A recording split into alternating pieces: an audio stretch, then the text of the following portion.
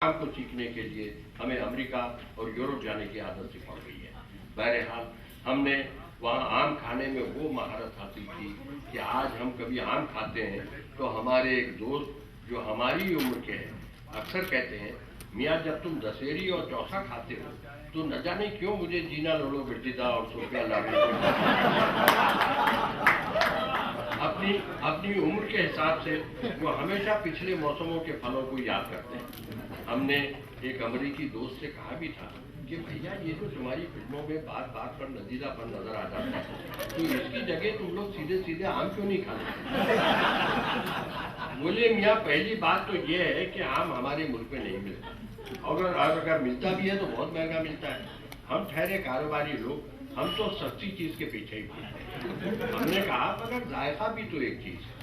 बोले जिन मुल्कों में आम नहीं होता वहाँ के लोग अपना जायका आप बना लेते हैं। आप भी किस चक्कर में पड़ गए? आप आम खाने से मतलब रखिए, पेड़ों को क्यों गिनते हैं? हजरात माफ कीजिए, हम खामखाई पेड़ों को गिनने में लग गए। हमें तो आमों के बारे में कुछ कहना था और हम बिला वजह इसके खाने के तरीकों में उलझ गए। जब हॉलीवुड में फिल्में नहीं बनती थी तब भी इस मुल्क में लोग जैसे तैसे आम खा लिया करते थे। ये और बात है कि नातजुर्बाकारी की वजह से आमों का रस पूरी तरह चूसा नहीं जा सकता, लेकिन इसकी किसको परवाह थी, क्योंकि उस जमाने में आम भी तो बहुत होते थे और मीठे भी बहुत होते थे। दोस्तों, आम हमारा कौमी फल है। यही वजह है कि क्या बच्चा और क्या बूढ़ा हर कोई उसे पेड़ से गिराने के लिए पत्थर मारता है। हम हिंदुस्तानियों की आदत है कि जिस चीज को भी कौमी बना देते हैं उसे मारने को दौड़ते हैं। आम तो खैर राष्ट्रीय फल है, यानी मतलब कौमी फल है। हमने तो अपने राष्ट्रपिता को भी नहीं छोड़ा, गांधी जी को भी मार दिया। तो हमने तो अपने राष्ट्रपिता को भी नहीं छोड़ा था। आपने हमें आमों के सिलसिले में होने वाली इस महफिल में बुलाकर सचमुच हमारे सीने पर एक तीर मारा है, क्योंकि हम उस खानदान से ताल्लुक रखते हैं जिसके आमों के बाद किसी जमाने में बड़ी शोहरत रखते थे। फिर जिंदगी ने हमें कुछ ऐसे सब्ज बाग दिखाए कि इन बागों को छोड़कर शहरों में रहने लगे। आमों का मौसम आता था तो आम के पेड़ों पर आम कम लटकते हुए दिखाई देते थे और हम ही उनकी टहनियों पर ज्यादा लटकते हुए पाए जाते थे। गरज जब से हम हमारे आमों के बाग छिन गए हैं तब से हमारा जवाब भी अवाम में होने लगा है। यूं भी आम में और अवाम में बहुत ज्यादा फर्क नहीं होता, क्योंकि दोनों ही चूसने के काम आते हैं। सरकार, अफसर, व्यापारी, पूंजीपति कौन है जो आम को नहीं चूसता?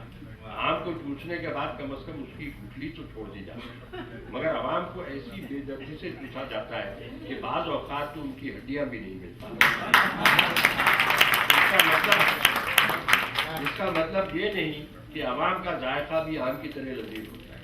जो लोग अवाम को चूसते हैं वो जानते हैं कि अवाम का जायका 5 साल में एक मरतबा उस वक्त बहुत तल्ख हो जाता है जब आवाम वोट देने के लिए आते हैं, लेकिन जब से वोटों और नोटों में तालमेल पैदा हो गया है तब से अवाम के जायके की तलखी भी कम होती जा रही है।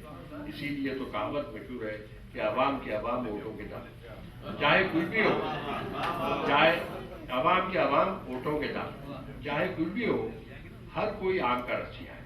आदमी तो फिर आदमी है। मिर्जा गालिब भी आमों के दीवाने थे।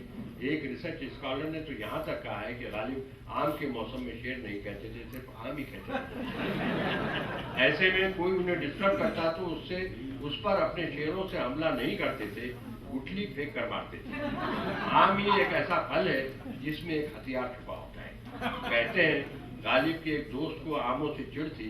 एक दिन दोनों बाजार से गुजर रहे थे तो देखा कि गली में पड़े हुए एक आम को गधे ने पहले तो सूंघा, फिर सोचा, फिर उसे खाए बगैर आगे को निकल गया। इस मंजर को देखकर मिर्जा गालिब के दोस्त ने कहा, देखिए साहब, गधा भी आम नहीं खाता। इस पर गालिब ने कहा कि हुजूर, मैं जानता हूँ कि गधा ही आम नहीं खाता। मगर ये पुरानी बात थी जब गधे किसी वजह से आम नहीं खाते थे।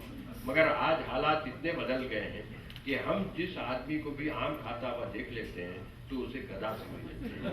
पिछले दिनों हमारे एक दोस्त ने हमारी आंखों के सामने पूरे 100 रुपयों में एक बड़ा अल्फांसो आम खरीद लिया तो हमें इसका सबूत भी मिल गया। गधा बड़ा होशियार जानवर है। उसने 1 सदी पहले ही भाप लिया था कि एक दिन आम 45-50 रुपए फी किलो के हिसाब से बिकेगा। ये इस बात का सबूत है कि आदमी ही सबसे बड़ा गधा है और गधा ही सबसे बड़ा इंसान है। आमों की महंगाई की वजह से ही हम आम तो नहीं खरीदते, लेकिन उनके दाम जरूर पूछ लेते हैं। एक 2% से हम लगातार 6 दिनों तक आम के दाम पूछते हैं। 7वें दिन हम उसकी दुकान पर गए तो इससे दाम तो नहीं पूछा, अलबत्ता बड़ी देर तक ललचाई नजरों से सिर्फ आमों को देखते रहे। इस पर दुकानदार ने पहले तो अपने आमों को कपड़े से अच्छी तरह ढक लिया, फिर बोला आप दाम पूछेंगे या मैं ही आपको बता दूं। हमने कहा मियाँ हमें तो एक ऐसे फल की तलाश है जिसके बारे में सुना है कि बहुत मीठा होता है, लोग इसे सब्र का फल कहते हैं, मिल जाएगा तुम्हारे पास? दुकानदार बोला अब तुम्हें ज्यादा दिन सब्र करना नहीं पड़ेगा, 60-65 के तो लगते ही हो, 2-4 बरस और सब्र कर लो तो सब्र का ये फल तुम्हें दूसरी दुनिया में जल्द मिल जाएगा। इस दुनिया में तो ये नहीं मिलता, इस वक्त तो लगड़े से काम चला लो वरना अपना रास्ता ना। इसीलिए तो हम कहते हैं कि एक जमाने में आम सिर्फ 2 किस्म के होते थे, काटने के और पीसने के, अब देखने के भी आम होने लगे। ये अलग बात है कि जाति और सूरत शक्ल के एतबार से आमों की भी उतनी ही किस्में होती हैं जितनी कि औरतों की हैं। फिर लुत्फ की बात ये कि दोनों में बहुत सी बातें एक जैसी पाई जाती हैं। आपने देखा होगा कि बाज बहुत खूबसूरत और हसीन औरतें अंदर से बहुत तल्ख तुर्क और कड़वी कसीदी होती है। सूरत और सीरत में जो फर्क होता है इसका अंदाजा हमें आम खाने के बाद ही होता है। जो लोग आम और औरत की खूबी का अंदाजा उसकी सूरत से लगाते हैं वो हमेशा घाटे में रहते हैं। अक्सर ऐसा हुआ कि आम की सूरत तो हमें बहुत खराब लगी, लेकिन जब खाया तो तबीयत बाग हो गई। ये बात हम जाती तजुर्बे की बिना पर कह रहे हैं, क्योंकि पिछले 50 वर्षों से हम एक ऐसे ही आम के साथ हंसी खुशी जिंदगी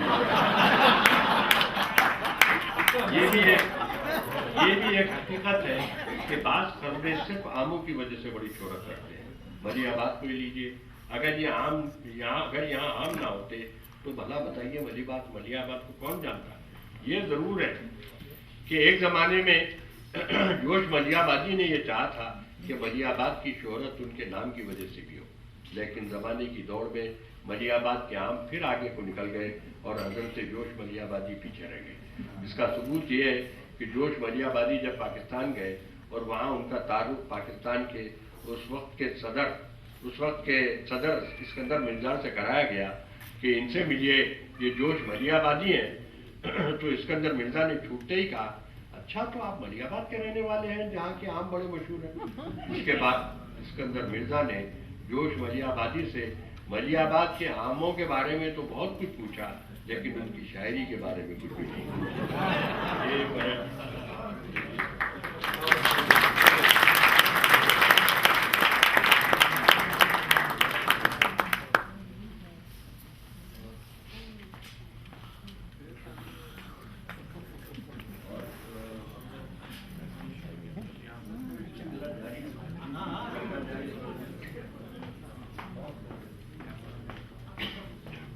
हैदराबाद का जिक्र हुआ तो मैं सोचता हूँ एक अगरचे हैदराबादी कम है मगर फिर भी मैं सोचता हूँ कि एक हैदराबाद पे मैंने अपने सफरनामे में लिखा था हैदराबाद का जो जिक्र किया। तो 84 में मैं जब लंदन गया तो वहाँ हैदराबादियों ने दावत वत रखी थी। ये इसका उन्वान है हैदराबाद का जो जिक्र किया। साहिबो हमें हैदराबाद को छोड़े हुए कई बरस बीत गए। अब हम जिंदगी में ठोकरें खाने के लिए हैदराबाद की नहीं बल्कि दिल्ली की सड़कों को दरगत देते हैं। फिर भी साल में 2-3 मौके ऐसे जरूर आ जाते हैं जब हम हैदराबाद की सड़कों पर फिर से ठोकरें खाने के लिए आ जाते हैं, क्योंकि ठोकरें खाने के लिए इससे बेहतर सड़कें किसी और शहर में नहीं। इन वर्षों में हैदराबाद में क्या तब्दीली आई और क्या नहीं आई ये हम बिल्कुल नहीं जानते। बस इतना जरूर जानते हैं कि कई बरस पहले हमारे घर के सामने मैन होल का जो ढक्कन गायब था वो अब तक गायब है। हमारे घर के सामने एक पब्लिक नल भी था, बल्कि अब भी है।